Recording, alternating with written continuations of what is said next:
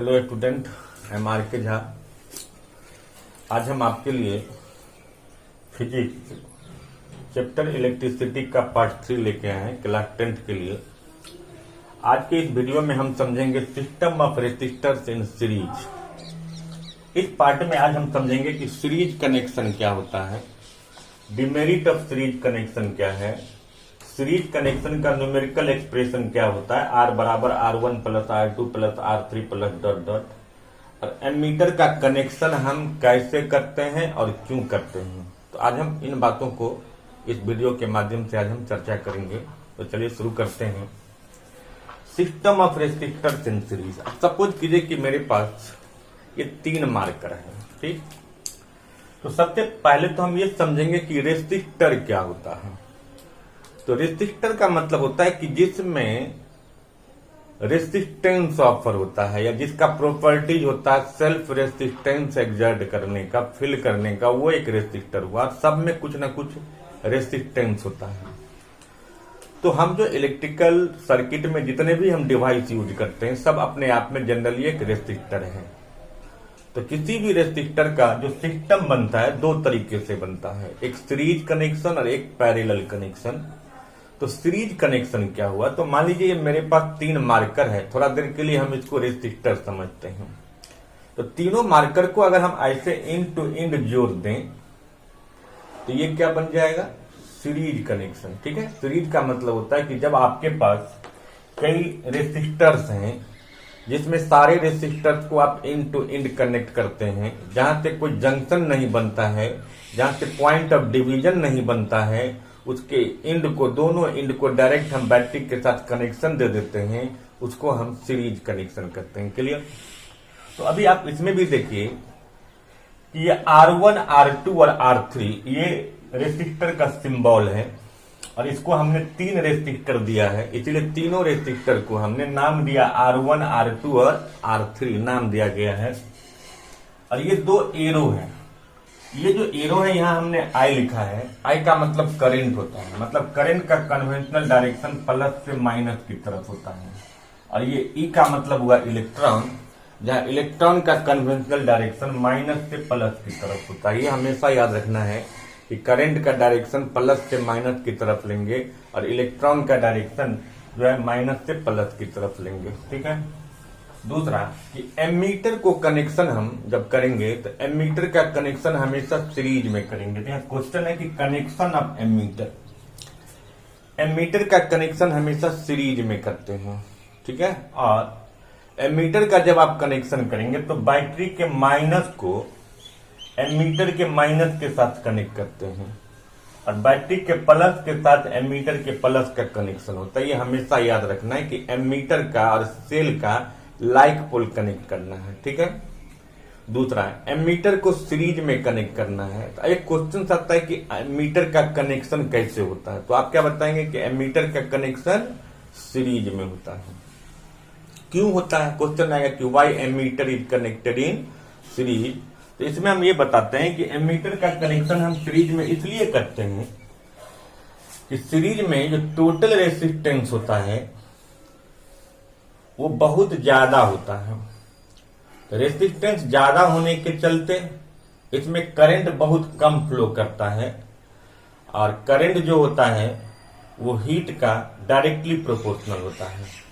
तो एमीटर में जो कॉइल बने होते हैं वो लो मेल्टिंग पॉइंट का होता है, तो जिसके चलते ये एमीटर सीरीज कनेक्शन में मेल्ट नहीं करता है। अगर हम इन केस एमीटर को बाद में समझेंगे अगले वीडियो में कि एमीटर को अगर हम पैरेलल में कनेक्ट कर दें तो पैरेलल में R बहुत कम होता है, R और I इनवर्सली प्रोपोर्शनल होता है, इसलिए पैरेलल कनेक्शन में मैग्नीट्यूड ऑफ करंट ज्यादा हो जाता है, इसलिए वहां पर हीट ज्यादा डेवलप होता है। इसलिए अगर एमीटर को हम पैरेलल कनेक्शन में कनेक्ट कर देंगे तो उसके कॉइल जल जाएंगे, यानी एमीटर आपका काम नहीं कर पाएगा पैरेलल कनेक्शन में। इसलिए हम एमीटर को हमेशा सीरीज में कनेक्ट करते हैं। क्लियर। सीरीज कनेक्शन क्या हुआ ये भी समझ में आ गया, जहां हम सारे रेसिस्टर को इंड टू इंड कनेक्ट करते हैं। सबसे बड़ा है डिमेरिट क्या होता है सीरीज कनेक्शन का। तो सीरीज कनेक्शन का सबसे बड़ा डिमेरिट क्या है कि टोटल रेसिस्टेंस जो होता है कंबाइंड रेसिस्टेंस वो इस इंडिविजुअल में भी जो सबसे बड़ा रेसिस्टर होता है, जिसका रेसिस्टेंस सबसे ज्यादा होता है, उससे भी बहुत ज्यादा होता है, जिसके चलते रेसिस्टेंस बहुत ज्यादा होने के चलते इस सर्किट में करंट नेग्लिजिबल अमाउंट में फ्लो करता है। यानी सारे डिवाइस आपके सीरीज में काम नहीं कर पाते हैं। दूसरा है कि मान लेते हैं कि ये एक कूलर है और एक हीटर है और एक ये पंखा है और ये अभी विंटर सीजन है। अब देखो एक ही प्लग दिए हैं हम, तो अगर आपको गर्मी लग रही है तो आप कूलर चलाओगे, पंखा चलाओगे और इसमें एक हीटर भी है। तो अगर हम इसके स्विच को ऑन करेंगे और गर्मी से बचने के लिए हम कूलर चलाए हैं, लेकिन अगर इसमें कोई हीटर भी होगा तो साथ में हीटर भी जलना शुरू करेगा। तो आप कल्पना कीजिए कि कितना मजा आएगा आपको कि जब आप कूलर भी चला रहे हो साथ में हीटर खुद चलना शुरू कर देता है। या अगर बहुत ठंडे का सीजन है और आप अगर हीटर चलाए हो तो कूलर और पंखा दोनों चलना शुरू करेगा, तो कितना फनी सिचुएशन होगा। तो सबसे बड़ा डिमेरिट क्या है सीरीज कनेक्शन का कि हम जितने भी रेसिस्टर इसमें लगाते हैं, सारे रेसिस्टर के लिए कोई सेपरेट स्विच नहीं होता है, एक सिंगल स्विच होता है प्रोविजन इसमें। इस सिंगल स्विच से ही हम सारे रेसिस्टर को कंट्रोल करते हैं। इसीलिए आप अपने डिजायर के अकॉर्डिंगली काम नहीं कर पाते हैं, इसीलिए हम सीरीज कनेक्शन को प्रीफर नहीं करते हैं। तो डिमेरिट, दो डिमेरिट तो समझे। पहला क्या कहेंगे कि सीरीज कनेक्शन का जो कंबाइंड रेजिस्टेंस होता है वो बहुत ज्यादा होता है, जिसके चलते करंट कम हो जाता है, सारे डिवाइस प्रॉपरली काम नहीं करते हैं। दूसरा डिमेरिट क्या हमको बताना है कि सीरीज कनेक्शन में जितने भी रेजिस्टर होते हैं, डिवाइस होते हैं, सबके लिए एक सिंगल स्विच होता है, सारे सिंगल स्विच से ही काम करते हैं। अगर जलेगा तो सब जलेगा, ऑफ रहेगा तो सब ऑफ रहेगा। आप चाहेंगे उसमें से किसी एक दो रेजिस्टर को हम ऑन रखें, बाकी को ऑफ रखें, और आपका सिस्टम अगर सीरीज में है तो ऐसा नहीं हो पाएगा। ठीक है। दूसरा ये डिमेरिट है सीरीज कनेक्शन का, इसीलिए हम लोग घर में जो है सीरीज कनेक्शन को प्रीफर नहीं करते हैं और इसको हम पैरेलल कनेक्शन को डोमेस्टिक पर्पस में प्रीफर किया जाता है। पैरेलल के बारे में हम नेक्स्ट वीडियो में आएंगे। अब चलते हैं कि जब सीरीज कनेक्शन में जब डिफरेंट रेजिस्टर्स कनेक्टेड होते हैं तो उसके लिए टोटल कंबाइंड रेजिस्टेंस क्या होता है। तो जितने भी रेजिस्टर होते हैं, जिसका जो अपना मैग्नीट्यूड होता है रेजिस्टेंस का, सबको सीधे जोड़ देते हैं। मतलब सीरीज में है कि कंबाइन, ये जो आर है ये कंबाइंड रेजिस्टेंस को रिफर करता है। तो R is equal to R1 plus R2 plus R3 plus dot dot Rn, मतलब जितने भी रेजिस्टर होंगे इन्फिनाइट तक, सबको आप सीधा जोड़ दो, जोड़ के जो मैग्नीट्यूड बनेगा वही उसका कंबाइंड रेजिस्टेंस होगा। क्लियर। अब देखिए यहाँ, अब ये फॉर्मूला आया कहीं, अब हम इसको समझते हैं। तो सबसे पहले आप लिखना पड़ेगा आपको कि let three resistors R1, R2 and R3 are connected with a battery of V volt, जिसको हमने V वोल्ट बैटरी से कनेक्ट किया, such that the same electric current is applied across the resistor. एक बात और याद रखना है कि सीरीज कनेक्शन में जितने भी आप रेजिस्टर लगाओगे, सारे रेजिस्टर को सेम इलेक्ट्रिक करंट मिलता है, बट जो पोटेंशियल डिफरेंस होता है, वोल्टेज जो होता है, वो आपस में बढ़ जाता है। मान लेते हैं कि 10 वोल्ट का था ये, तो 10 वोल्ट ये तीनों आपस में क्या करेगा, बांट लेगा। लेकिन इस सर्किट का जो ओवरऑल करंट होगा वो करंट नहीं बटेगा, वो करंट सबको मिलेगा। तो कंक्लूजन में हमको क्या याद रखना है कि सीरीज में जो करंट होता है सर्किट का, वो सारे रेजिस्टर के में कांस्टेंट बना रहता है, सेम इलेक्ट्रिक करंट सबको मिलता है। क्लियर। तो देखिए, अब अगर मेरे पास 3 रेजिस्टर है,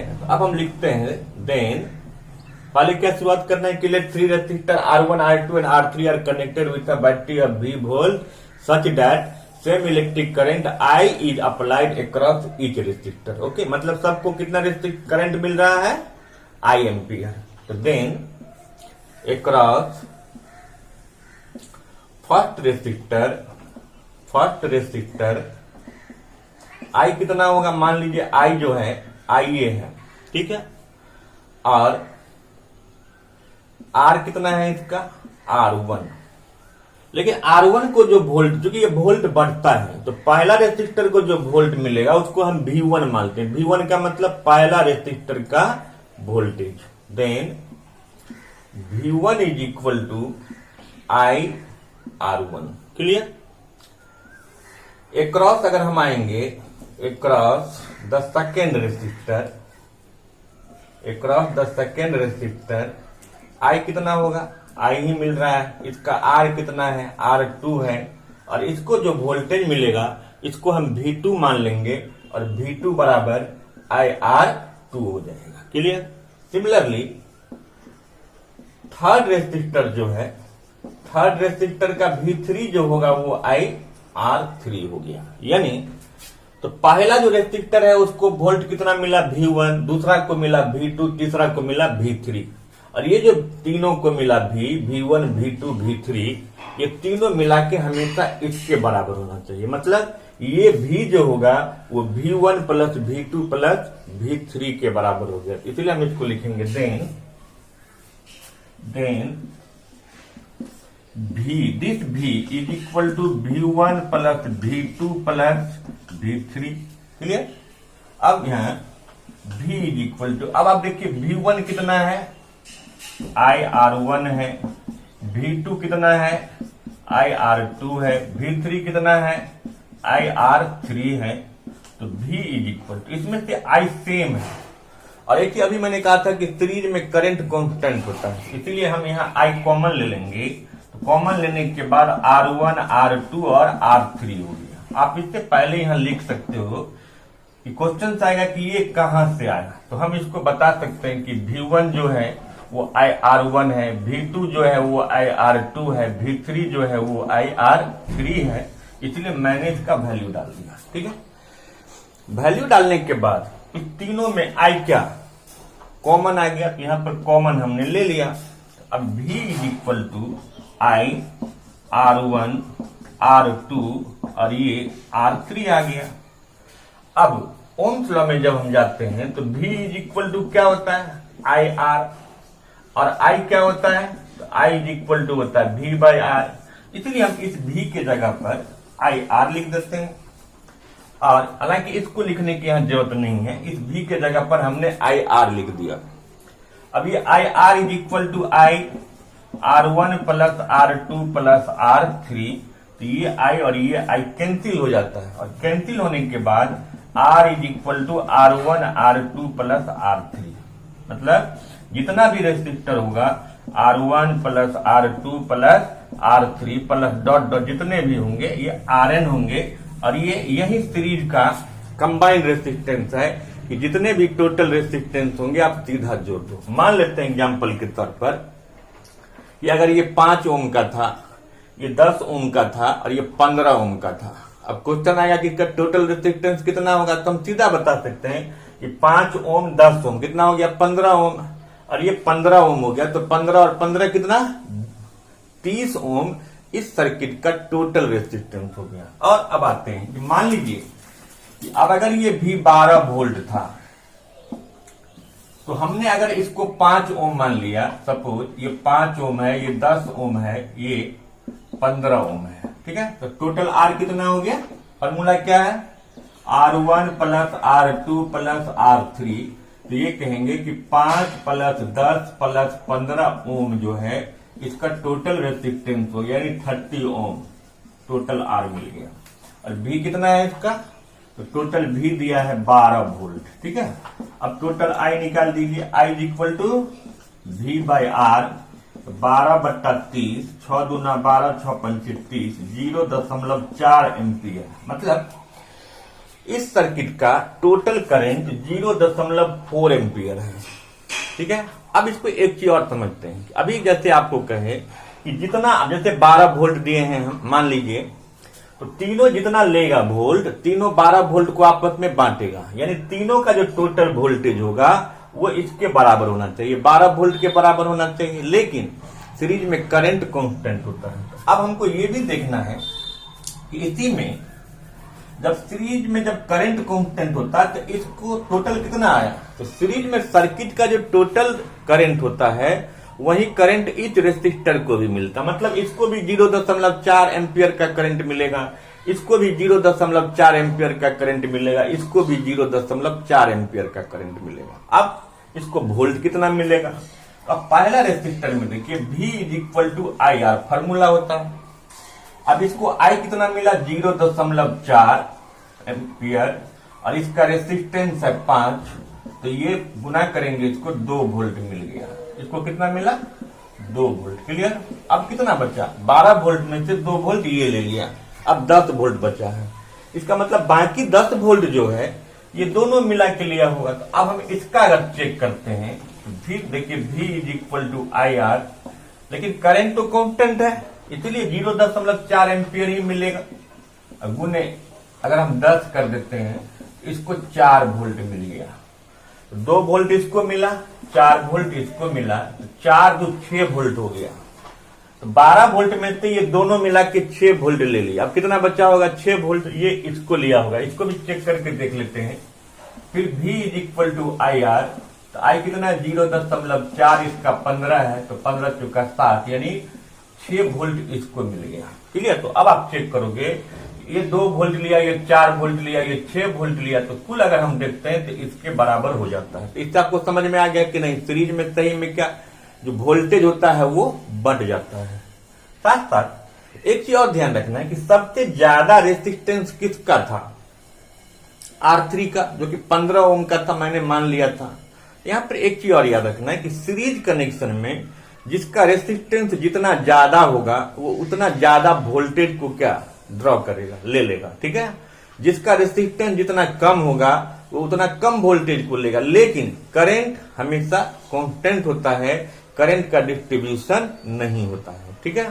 तो जब करंट का डिस्ट्रीब्यूशन नहीं होता, आप देखते होंगे कि अगर आपके मन में आए कि सीरीज कनेक्शन का कोई एग्जाम्पल्स कहां, कैसे हम समझेंगे कि वो सीरीज कनेक्शन है, तो आप देखते होंगे कि शादी उदी के मौके पर जो डेकोरेटिव बल्ब लगाते हैं, या आप जो किसी दिवाली में जो कोई बल्ब लगाते हैं डेकोरेटिव बल्ब, तो उसमें देखते होंगे कि बहुत क्या ब्लिंक करता रहता है, उसमें बहुत ज्यादा रोशनी नहीं होता है। उसमें अगर एक बल्ब कहीं भी खराब हो जाता है तो सीरीज कनेक्शन का एक और डिमेरिट है कि अगर इसमें से जितने भी आप रेसिस्टर लगाओगे, बीच में कहीं भी कोई रेसिस्टर डैमेज हो जाएगा तो सर्किट जो है आपका ओपन हो जाएगा, मतलब डिस्क्लोज हो जाएगा, कंटिन्यूअस नहीं रह जाएगा, और उसमें परिणाम ये होगा कि अब जो है उसमें करंट ही नहीं फ्लो करेगा। तो इसीलिए हम लोग इसको फ्लो नहीं करते हैं। तो क्या सब इसमें हम लोग समझे?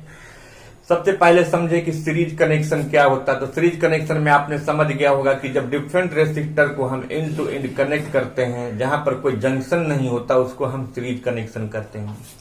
सीरीज कनेक्शन का डिमेरिट्स क्या है? तो सीरीज कनेक्शन का डिमेरिट्स क्या है कि टोटल रेसिस्टेंस जो होता है वो इंडिविजुअल से भी बहुत ज्यादा होता है। टोटल रेसिस्टेंस ज्यादा होने के चलते इसमें करंट जो है बहुत कम फ्लो करता है, जिसके चलते सारे डिवाइस प्रॉपरली काम नहीं कर पाते हैं। ठीक है? उसके बाद जितने भी हम रेसिस्टर लगाते हैं, सारे रेसिस्टर के लिए एक सिंगल स्विच का प्रोविजन होता है कि काम करेगा तो सब काम करेगा, नहीं तो या आप ऑफ रखना है तो पूरा को ऑफ रखना पड़ेगा, ऑन रखना है तो सबको ऑन रखो, तो बहुत फनी सिचुएशन हो जाएगा। इसीलिए हम सीरीज कनेक्शन को प्रीफर नहीं करते हैं डोमेस्टिक सर्किट में। और अब रहा एमीटर का, कि एमीटर का कनेक्शन कहाँ करते हैं? तो एमीटर का कनेक्शन हम सीरीज में करते हैं। क्यों करते हैं? क्योंकि सीरीज में करंट बहुत कम बनता है, और एमीटर के जो कॉइल होते हैं वो लो मेल्टिंग पॉइंट के होते हैं। अगर हम उसको पैरेलल में लगा देंगे तो वो जल जाएगा, बर्न कर जाएगा, खराब हो जाएगा। इसीलिए हम एमीटर को सिर्फ सीरीज कनेक्शन में प्रीफर करते हैं। उसके बाद जो हम जितना वोल्ट का बैटरी या सेल देते हैं, आप जितने भी रेसिस्टर लगाओगे सीरीज में, सब आपस में बांट लेता है। और बांटने के क्रम में वहां ये भी देखा जाता है कि सीरीज कनेक्शन में जो सबसे ज्यादा रेसिस्टेंस का रेसिस्टर होता है वो सबसे ज्यादा वोल्टेज लेता है, और जो सबसे कम रेसिस्टेंस का रेसिस्टर होता है वो कम वोल्ट लेता है। ठीक है? उसके बाद फिर क्या हम याद रखते हैं कि सीरीज कनेक्शन में करंट का distribution among all the resistors नहीं होता है, बट पोटेंशियल डिफरेंस का डिस्ट्रीब्यूशन होता है। तो उसके बाद हमने यहां देखा कि सीरीज कनेक्शन में टोटल जो है ना हम कंबाइंड रेजिस्टेंस कैसे निकालते हैं, तो सीरीज कनेक्शन में कंबाइंड रेजिस्टेंस निकालने के लिए फॉर्मूला आता है R is equal to R1 plus R2 plus R3 plus dot dot Rn। और इसको हमने इस वीडियो में आपको डिराइव करके भी दिखाया है कि ये फॉर्मूला कहां से आया और कैसे आया और इसको हम कैसे यूज करते हैं। तो इसको अगर आप याद रखते हैं और उसका फिर, क्योंकि जब तक आप ये याद नहीं रखेंगे तब तक आपको न्यूमेरिकल प्रॉब्लम नहीं बनेगा। तो पहले आज के वीडियो में आज आप इसको देखेंगे, फिर हम अगले वीडियो में जो है ना फिर पैरेलल कनेक्शन का जो है ना फिर लेके आएंगे, तो फिर उसको समझाएंगे। Thank you.